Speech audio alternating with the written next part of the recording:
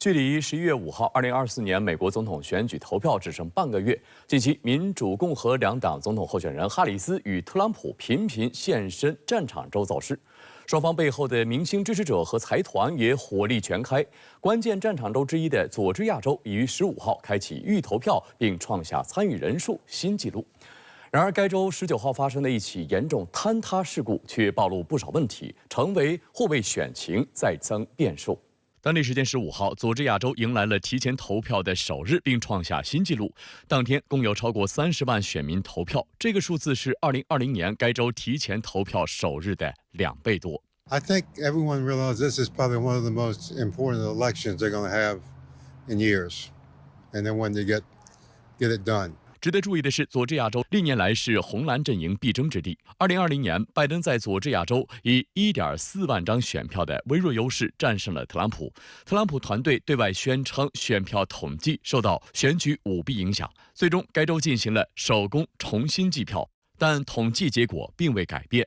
拜登最终成为自1992年以来首位赢得佐治亚州的民主党总统候选人。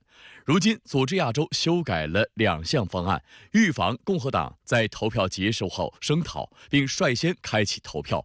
两党候选人特朗普与哈里斯纷纷更加卖力拉票。Early voting is underway, so get everyone you know and go out and vote. I think it's great that people are turning out and voting and being active.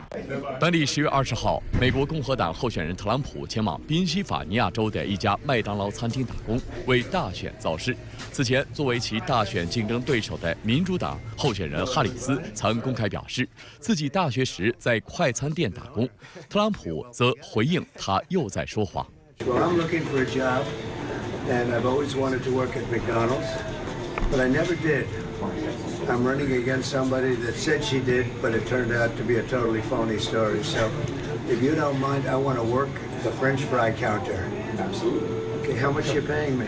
How much are you paying me? 画面显示，特朗普脱下西装，换上了围裙，接受了有关如何使用炸薯条台的指导，然后亲自尝试用油炸薯条，并将其装进包装袋中。然后，特朗普站在免下车取餐窗口，将一袋袋食物递给顾客。Mr. Trump, what's your favorite thing to order at McDonald's? I like it all. I like every ounce of it, everything. But I do like the French fries where I'll be working. 距11月5号仅剩2周，美国大选进入白热化阶段。除了哈里斯与特朗普本人频频现身各大公共场所拉票，两人背后的明星支持者与财团也在加码砸钱拉票。据美国联邦选举委员会公布的信息，在过去3个月内，支持特朗普的3大金主分别是捐款9500万美元的金沙集团创办人阿德尔森的遗孀米利亚姆·阿德尔森，捐款7500万美元的美国亿万富翁马斯克，以及捐款4900万美元的美国航运公司总裁尤莱因，3人累计捐赠2.2亿美元。而哈里斯的吸金能力也不遑多让。16号最新披露的数据显示，他在第3季度的竞选筹款比特朗普还要多5亿美元。但哈里斯吸金多的同时，烧钱也多。双方背后的财团在拉票方面也各出奇招。马斯克19号在宾夕法尼亚州一场活动上宣布，即日起至11月5号的每一天，他都会向一名请愿书的签署者派发100万美元。此前，马斯克发起支持持枪权的请愿书，只要有登记选民签署，就可以即刻获得47美元。I have a surprise for you, which is that we're going to be awarding $1 million to randomly to people who have signed the petition every day from now until the election. 马斯克的拉票方式就是用钱狠狠砸向摇摆不定的选民。他还计划发起更多活动，正利用自家社交媒体平台 X 招募拉票员，为支持特朗普的人提供每小时30美元报酬。流行歌手亚瑟小子则与哈里斯一同亮相，呼吁选民动员身边人投票。在底特律开动员会时，说唱歌手利佐也到场助阵。而作为民主党内的重磅人物，奥巴马夫妇也将首次为哈里斯站台争取选票。米歇尔·奥巴马将于10月26号在密歇根州的活动中首次公开助选，与哈里斯同台亮相。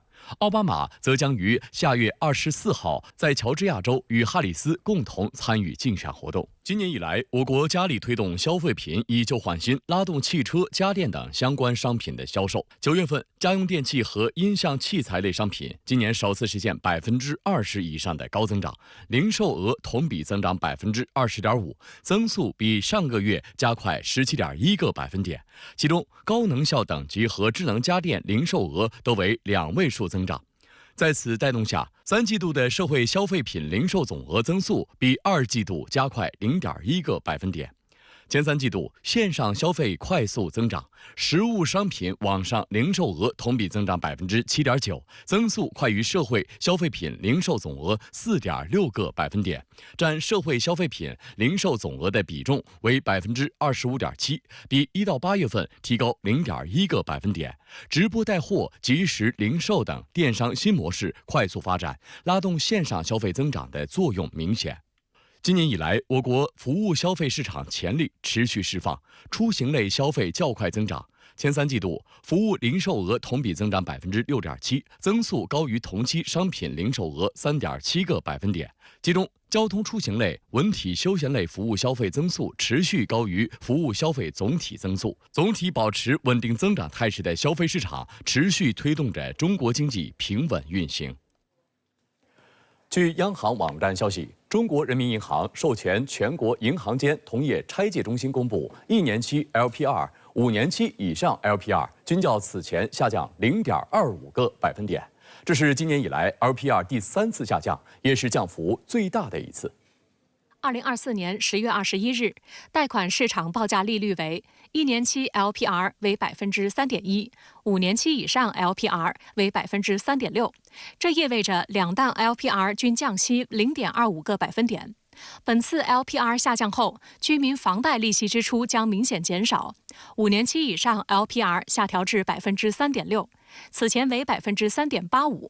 如以商贷额度100万元、贷款30年、等额本息还款方式计算，此次 LPR 下降25个基点，月供将减少141.5元，累计30年月供减少5.1万元。近日，美军一架咆哮者电子战机在训练中坠毁，机上2人下落不明。这是美军今年以来至少第4起战机坠毁事件。美国自诩为所谓全球警察，但美军士兵已经疲于奔命。据美国海军协会网站16号消息，当地时间15号下午，一架美海军 EA-18G 咆哮者电子战飞机在华盛顿州雷尼尔山以东进行例行飞行训练时发生坠毁事故。美海军当天出动包括 MH-60S 直升机在内的搜救队前往坠机现场。经过1天搜救，美军称已找到战机的部分残片，但事发地雷尼尔山气象条件较差，给搜救带来阻碍。目前机上2名飞行员仍下落不明。值得注意的是，这是美军今年以来至少第4起战机坠毁事件，且涉事战机均价值不菲。上一次发生在5月，一架刚出厂的 F-35B 战机在科特兰空军基地起飞后不久坠毁，飞行员在事故中受重伤，当时震惊美国社会。对此，也有美国舆论分析，事故原因或与美军近年来的高强度部署有关。本次涉事战机来自美国海军最古老的电子攻击中队 VAQ-130，该中队近期刚随艾森豪威尔号航空母舰在红海完成了长达9个月的超期部署，期间共执行近700次作战任务。观察指，美军常年在全球范围内充当世界警察，执行快节奏、高强度的战备任务，让美军官兵高度紧张、疲于奔命，面临崩溃点，这些都直接或间接导致事故率上升。他在海外驻防了这么久，那回到本土他本来就是一个比较说让他一个休养生息的一个状况。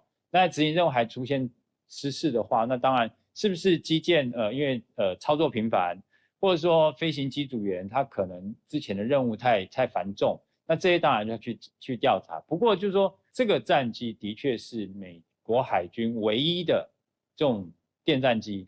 那所以虽然它的这个电子作战的功能非常强大，但是相对而言只能依赖它。对美国海军来讲，电子战的部分的战力多少会有一些影响。